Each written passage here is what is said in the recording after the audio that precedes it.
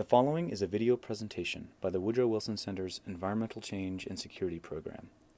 As our notion of security evolves, the Environmental Change and Security Program asks scientists and policymakers to share their insights on a range of global challenges.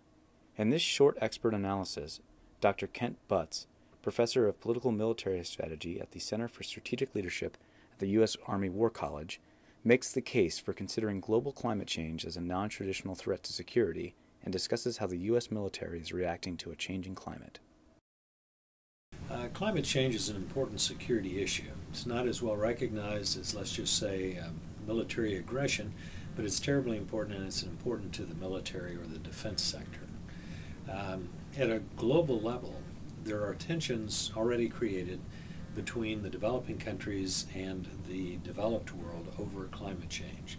The overconsumption or the high per capita consumption of resources by the developed countries is an easily singled out problem in relations between North and South.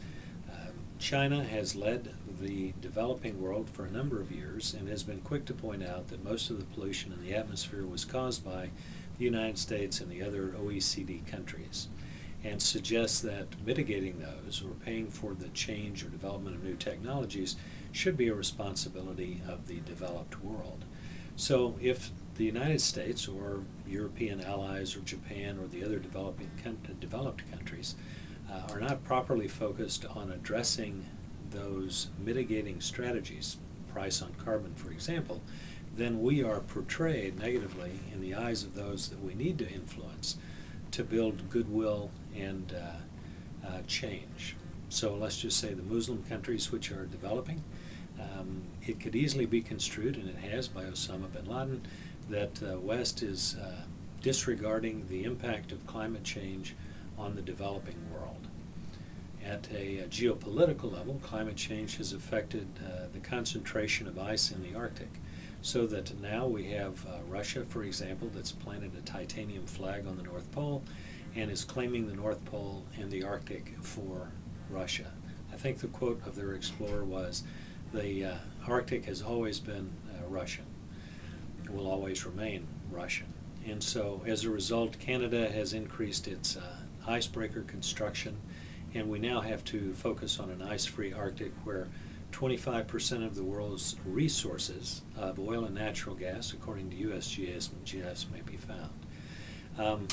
At a probably more important, from the military's perspective level, at the regional level, we have problems of adaptation to climate change. The heat and water and changing precipitation patterns bring with it disease and migration, failing croplands, and struggling states, which might become failed states.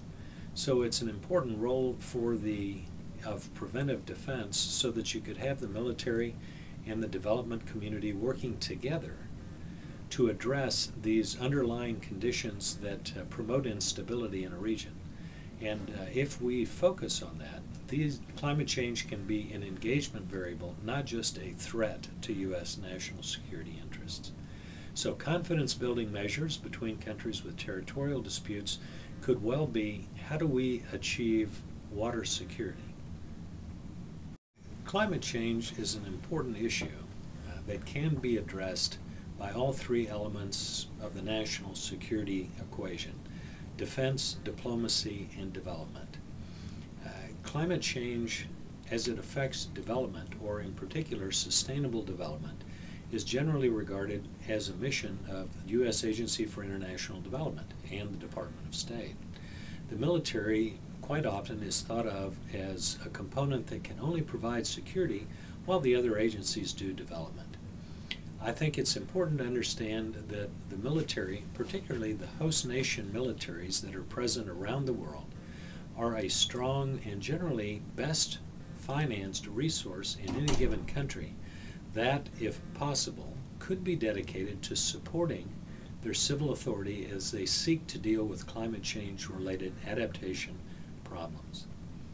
So from the military's perspective, the concept is one of preventive defense. How do we head off conflict? So if you have 100,000 people that are migrating because a part of a country can no longer sustain the population, rather than letting them migrate and dealing with the tensions that that might create, would it not be better for the country with the climate change issues to bring all their resources to bear? Could the military spot disease? Could it monitor changes in climate? Could it help with micro irrigation schemes? Could it educate people and help introduce new strands of drought-resistant crops? The answer is yes. So our military, working through the military combatant commands, could be an agent of adaptation capacity building, working under the leadership of USAID to create a resource in a given country or region on the part of host nation militaries to support these adaptive practices.